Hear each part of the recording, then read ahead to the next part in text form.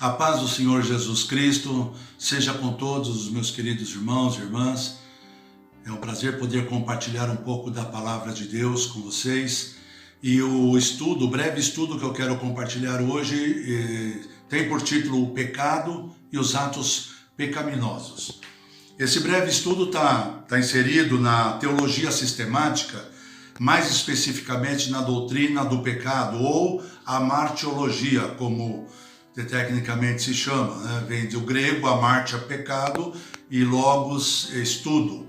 E o objetivo desse estudo da martiologia é estudar a origem, as consequências, a consumação e ação do pecado na vida do ser humano. Muitas pessoas têm muita curiosidade acerca do pecado. Por quê? Porque elas temem por sua salvação por causa dos erros, dos pecados que tenham cometido, e por isso a sua comunhão, o seu relacionamento com Deus fica perturbado, fica destruído, e isso tira a paz, tira a segurança de seus corações. Quando nós lemos textos tais como: se confessarmos os nossos pecados, Ele é fiel e justo para nos perdoar os pecados e nos purificar de toda injustiça. Ou ainda: meus filhinhos, estas coisas vos escrevo para que não pequeis. E se alguém pecar, temos um advogado junto ao Pai, Jesus Cristo, o justo. Ou ainda outro: qualquer que permanece nele não peca. Qualquer que peca não o viu nem o conheceu. E ainda, qualquer que é nascido de Deus não comete pecado, porque a sua semente permanece nele e não pode pecar, porque é nascido de Deus. E ainda mais um, lá em Hebreus 10, 26 e 27. Porque se pecarmos voluntariamente, depois de termos recebido o conhecimento da verdade, não resta mais sacrifícios pelo pecado, mas uma expectação horrível de juízo, ardor de fogo que há de devorar os adversários. Então, muitas vezes, ao ler um que diz que nós, se pecarmos, vamos poder ter o perdão, outro que diz que nós, se somos nascidos de novo, não pecamos, ou se pecarmos conscientemente, não resta mais expiação pelo pecado. Isso muitas vezes causa confusão, causa dúvida nos corações, e muitas vezes o medo de perder a salvação vem no coração das pessoas. Em primeiro lugar, vamos deixar claro que não existe nada de tais como um anjo lá no céu com o livro da vida escrevendo ou apagando o nome das pessoas à medida que elas erram e confessam, ou então quando peca de novo apaga. Não existe isso, né? Nós poderíamos estudar um pouco mais profundamente essa questão, mas fique tranquilo quanto a isso. Deus sabe como lidar com essa situação. Mas às vezes nós nos perguntamos: por que uma pessoa que aceitou a Jesus como seu salvador pessoal, já recebeu o perdão dos seus pecados, por que ela volta a cometer os mesmos erros novamente? Então, é isso que nós queremos conversar com vocês nesse estudo. E eu convido os irmãos a abrirem as suas Bíblias na carta do apóstolo Paulo aos Romanos. Começaremos a leitura no capítulo 6, versículo 6, mas vamos ver vários outros textos, principal agora no começo, capítulo 6 e 7, mas depois também vamos ver algumas outras expressões de outras partes, tá bom? Então, capítulo 6, versículo 6 de Romanos diz assim: sabendo isso, que o nosso velho homem foi com ele crucificado, para que o corpo do pecado seja desfeito, para que não sirvamos mais ao pecado. Versículo 11. Até o 14 agora. Assim também vós considerai-vos certamente mortos para o pecado, mas vivos para Deus em Cristo Jesus, o nosso Senhor. Não reine, portanto, o pecado em vosso corpo mortal, para lhe obedecer-lhes em suas concupiscências. Nem tampouco apresenteis os vossos membros ao pecado por instrumento de iniquidade, mas apresentai-vos a Deus como vivos dentre os mortos, e os vossos membros a Deus como instrumentos de justiça. Porque o pecado não terá domínio sobre vós, pois não estáis debaixo da lei, mas debaixo da graça. Capítulo 6, versículo 16, agora diz assim: não sabeis vós que a quem vos apresentardes por servos para lhe obedecer, sois servos daquele a quem obedeceis, ou do pecado para a morte, ou da obediência para a justiça? Capítulo 7 agora, queridos, versículo 8. Mas o pecado, tomando ocasião pelo mandamento, operou em mim toda a concupiscência, porquanto sem a lei estava morto o pecado. Versículo 15 ao 23. Porque o que eu faço não o aprovo, pois o que eu quero, isso não faço, mas o que eu aborreço, isso faço. E se faço o que não quero, eu consinto com a lei que é boa. De maneira que agora já não sou eu que faço isso, mas o pecado que habita em mim. Porque eu sei que em mim, isso é, na minha carne, não habita bem algum, e com efeito o querer está em mim, mas não consigo realizar o bem. Porque não faço o bem que quero, mas o mal que não quero, esse eu faço. Ora, se eu faço o que não quero, já o não faço eu, mas o pecado que habita em mim. Acho então esta lei em mim, que quando quero fazer o bem, o mal está comigo, porque, segundo o homem interior, eu tenho prazer na lei de Deus, mas vejo nos meus membros outra lei que batalha contra a lei do meu entendimento e me prende debaixo da lei do pecado que está nos meus membros. Então vamos, desses versículos, extrair compreensão para esse tema, pecado e atos pecaminosos. Há uma curiosidade, querido, que eu quero destacar para vocês, quando estudamos a carta de Paulo aos Romanos. Quando estudamos os 8 primeiros capítulos, nós podemos perceber que há uma divisão em duas partes, do capítulo 1, versículo 1, até o capítulo 5, versículo 11, e depois do capítulo 5, versículo 12, até o capítulo 8, versículo 39, que é a segunda parte. Na primeira parte, o que está em destaque é a palavra pecados, no plural. E às vezes usando essa palavra, pecados, ou então mencionando práticas ou atos pecaminosos, tais como adultério, idolatria, murmuração, contenda, avareza, homicídio e outros tais como esse. Só para mencionar algumas, destacamos esse.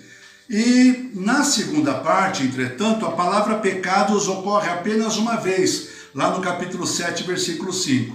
Eu estou usando aqui a versão revista e corrigida, Almeida Revista e Corrigida.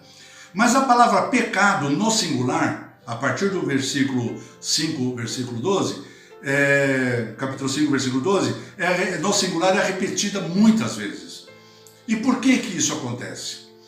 É que existem duas questões importantes que precisam ser consideradas aqui. E essas questões são importantes para que nós possamos viver uma vida de verdadeira liberdade no Espírito. Na primeira parte que eu acabei de mencionar, o que está sendo considerado é a questão dos pecados que nós temos cometido contra Deus, que são muitos e que podem ser enumerados. Por exemplo, olha, eu posso citar um ato pecaminoso, eu menti, ou eu roubei, ou eu fiz isso, ou fiz aquilo. Dá para identificar e enumerá-los. Você está entendendo? São muitos, né? E na segunda parte, o que está se tratando é do pecado como um princípio espiritual maligno que age, que opera na vida do homem. No singular, pecado, essa palavra nunca é usada para se repetir a atos exteriores ou atos pecaminosos que nós venhamos a praticar por meio do nosso corpo. Uma pessoa pode receber o perdão dos seus pecados, no plural, mas mesmo assim não ter paz interior por causa do pecado, princípio espiritual maligno que opera nessa pessoa. Nós podemos perceber, amados, esse conflito muito claramente na vida do apóstolo Paulo, aqui mesmo na carta aos Romanos, no capítulo 7. Nós vamos rever os versículos aqui. Veja como ele explica isso a partir do versículo 17 até o 24. De maneira que agora já não sou eu que faço isso, mas o pecado que habita em mim. Note que ele está usando a palavra pecado no singular. Porque eu sei que em mim, na minha carne, não habita bem algum. E com efeito, o querer está em mim, mas não consigo realizar o bem. Porque eu não faço o bem que quero, mas o mal que não quero, esse faço. Ora, se eu faço o que não quero, já o não faço eu, mas o pecado que habita em mim. Então acho esta lei em mim, que quando quero fazer o bem, o mal está comigo. Porque segundo o homem interior, ou seja, o meu desejo, eu tenho prazer na lei de Deus. Mas eu vejo nos meus membros, disse Paulo, outra lei, que batalha contra a lei do meu entendimento.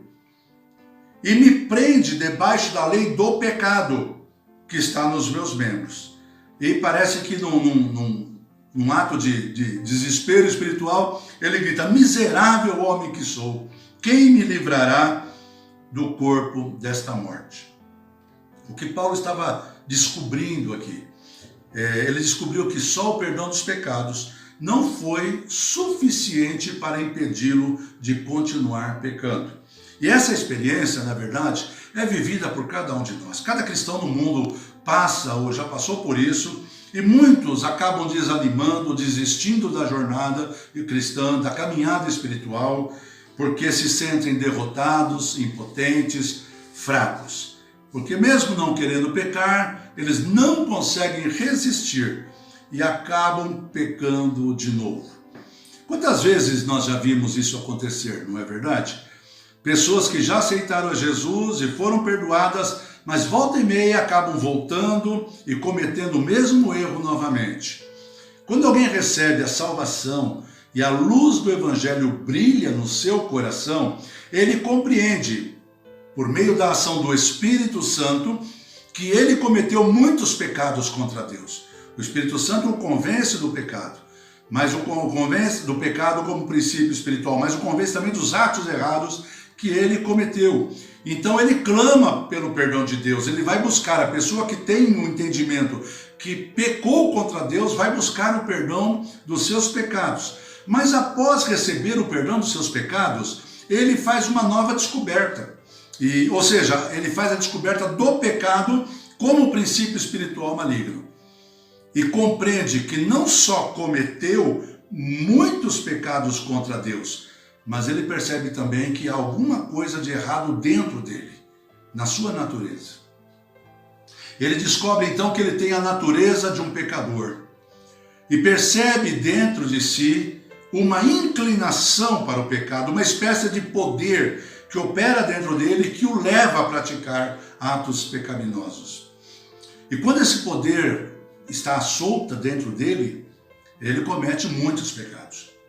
Ele pode procurar e receber perdão, mas volta de novo a cometê-los, né? E é o que Paulo disse aqui no capítulo 7, que nós lemos. Mas vejo nos meus membros outra lei que batalha contra a lei do meu entendimento e me prende debaixo da lei do pecado que está nos meus ombros. E assim a vida dessa pessoa vai num círculo vicioso, de pecar, se arrepender, depois pecar novamente e assim sucessivamente. E isso faz com que, como eu já disse, ela perca a sua paz e a sua comunhão com Deus. Então a pergunta que eu faço é, o que eu preciso para me livrar dos pecados que eu cometi?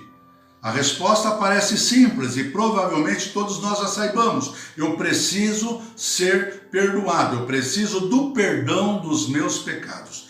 A Bíblia nos ensina que para isso Deus enviou Jesus para que, morrendo na cruz, nossos pecados fossem perdoados. Agora uma outra pergunta, e o que eu posso fazer para não mais viver debaixo do princípio espiritual do pecado, do poder do pecado? E aí a resposta é, eu preciso de libertação. Precisamos de perdão para aquilo que fizemos, mas precisamos da libertação daquilo que nós somos. Você entendeu isso? Mas podemos notar também mais duas divisões aqui nessa primeira parte da carta, né? Na primeira parte encontramos referências ao sangue de Jesus, por exemplo, lá em 3:25, 5:9 e assim por diante. Mas na segunda parte é introduzida uma nova ideia, quando lemos que fomos crucificados com Cristo. Está chegando aqui uma nova revelação para nós. Veja bem, Romanos 6:6. sabendo isso, que o nosso homem velho foi com ele crucificado, para que o corpo do pecado seja desfeito, para que não sirvamos mais ao pecado, princípio espiritual. Isso significa, meus amados, que o sangue de Jesus Cristo foi derramado para remissão, para perdão dos nossos pecados, mas só a morte, o sepultamento e a ressurreição de Cristo nos liberta da força que nos obriga a pecar. Então o sangue soluciona o problema daquilo que nós fizemos, mas a cruz soluciona o problema daquilo que nós somos. Então o que estamos falando? Estamos falando de posição e conduta, de ser e de fazer. Veja o que diz Romanos 6,4. De sorte que fomos sepultados com ele pelo batismo na morte, para que, como Cristo foi ressuscitado dentre os mortos pela glória do Pai, assim andemos também nós em novidade de vida. Somos nós mesmos que causamos problemas para nós, amados. Havendo algo que nos perturba e nos leva a pecar, e acabamos pecando novamente. Temos paz com Deus pelo perdão, mas não temos paz conosco mesmo, porque a vontade de pecar continua lá. Então, temos paz com Deus, mas não ficamos aflitos no nosso interior. E isso é uma batalha espiritual. É mais ou menos aquilo que Paulo estava passando e que ele deixou tão claro quando lemos aí. E é isso que trata esse capítulo 7, na verdade, de Romanos. Então, não é só o que nós fazemos que está errado, é o que nós somos que está errado. Nós somos errados. Nós fazemos coisas erradas e pecamos, mas há alguma coisa que faz com que nós sejamos errados. A nossa carne, o nosso corpo. E ninguém pode morrer para o pecado por esforço próprio. É por isso que Cristo morreu e nós só podemos reconhecer que Cristo fez isso por nós. Nós não podemos fazer nada para resolver esse problema. E é por isso que precisamos estar em Cristo. Lá em Coríntios está escrito: se alguém está em Cristo, nova criatura é. As coisas velhas se passaram e eis que tudo se fez novo. Então ele morreu para que nós pudéssemos morrer também. Para que nós pudéssemos também sacrificar a nossa vida na cruz e podermos viver uma nova vida com Cristo. Ele morreu como nosso representante. E a sua morte, na sua morte ele incluiu a minha vida, incluiu a sua vida, incluiu a vida de todas as pessoas do mundo. Veja o que diz Romanos 6, 5 e 7.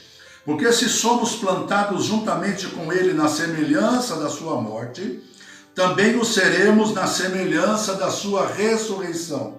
Sabendo isso, que o nosso velho homem foi com ele crucificado, para que o corpo do pecado seja desfeito, para que não sirvamos mais ao pecado. Porque aquele que está morto está justificado do pecado.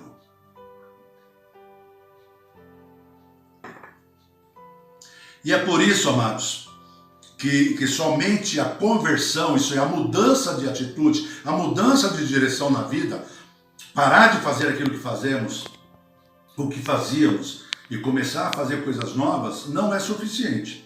É necessário uma coisa chamada regeneração, ou então novo nascimento. A regeneração, a doutrina da regeneração, está também dentro da doutrina da salvação. Quando nós estudamos sobre salvação, nós aprendemos que para sermos realmente salvos, nós precisamos do perdão, precisamos da conversão, precisamos do arrependimento, mas precisamos também do novo nascimento. E nem todas as pessoas que aceitaram a Jesus nasceram de novo. Nem todas as pessoas que aceitaram Jesus estão em comunhão íntima com Deus. Muitas delas vivem esse dilema de crerem na verdade, quererem fazer a coisa certa, mas não conseguirem evitar de praticar o pecado. Amados, eu gostaria muito de orientar vocês que meditem com mais tempo nos capítulos 5 a 8 de Romanos, são 4 capítulos apenas, mas leia, repense dentro dessa perspectiva daquilo que nós lemos. E vamos compreender uma coisa, amados. Eu estou encerrando agora, mas vamos compreender uma coisa. que mesmo nós tendo nascido de novo, o velho homem não morreu. Por isso que todos os dias nós temos que crucificá-lo. Jesus diz que nós temos que tomar a nossa cruz diariamente. O que significa isso? É que ir lá para a cruz novamente.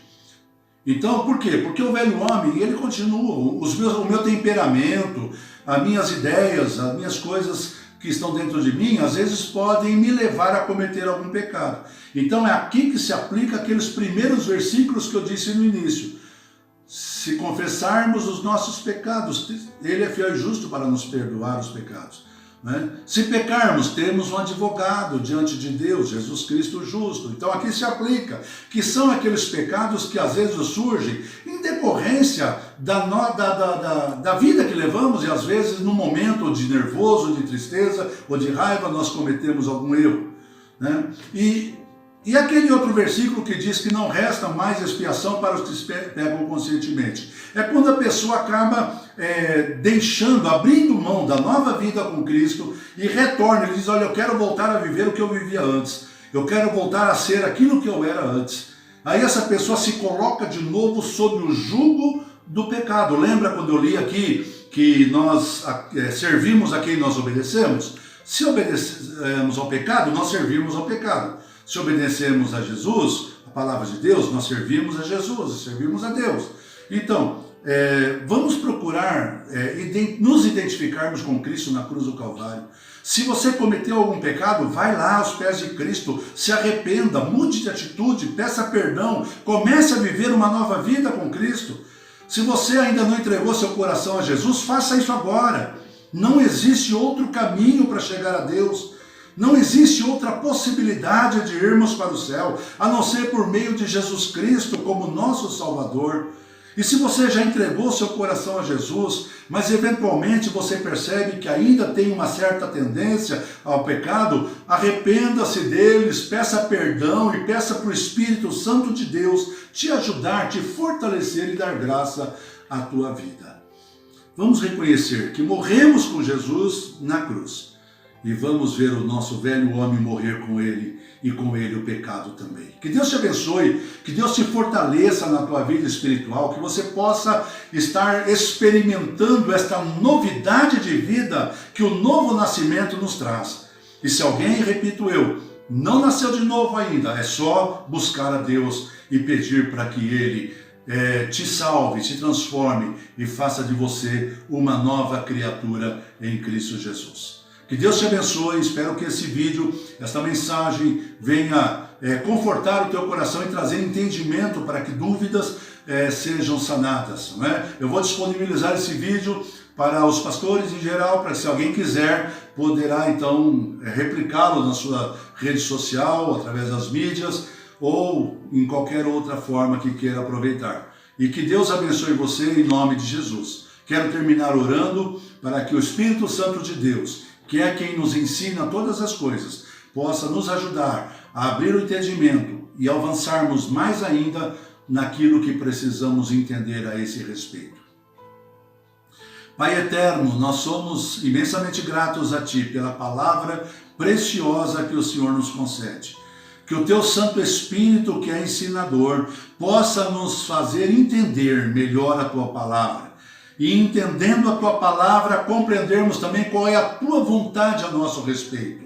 Que possamos viver aquilo que o Senhor planejou para nós. Não uma vida de angústia, de sofrimento, de medo, Deus, tendo medo do inferno, tendo medo da morte, mas sabendo que a morte de Cristo na cruz veio nos trazer não só o perdão, mas também, quando nós também morremos com Cristo ali, também nos trouxe vida eterna, porque nós nascemos de novo e o pecado não tem mais domínio sobre nós. Andamos agora debaixo do Espírito, debaixo da lei do Espírito, e o pecado não tem mais poder, por isso não haverá mais acusação diante de nós. Assim aprendemos na sua palavra, nenhuma acusação há para os que andam segundo o Espírito e não segundo a carne. Ó Deus, ajuda todos aqueles que vierem a assistir esse vídeo, que seja uma palavra edificante para os seus corações, e que seus lares, suas famílias e a sua igreja sejam edificados em nome de Jesus. Obrigado por tudo, nós agradecemos através do nome santo do nosso Salvador. Amém, Jesus. Deus te abençoe, obrigado pela sua atenção, que esta palavra possa realmente fazer a diferença na sua vida. Até uma outra oportunidade que Deus haverá de preparar para nós. Paz ao Senhor. Amém, Jesus.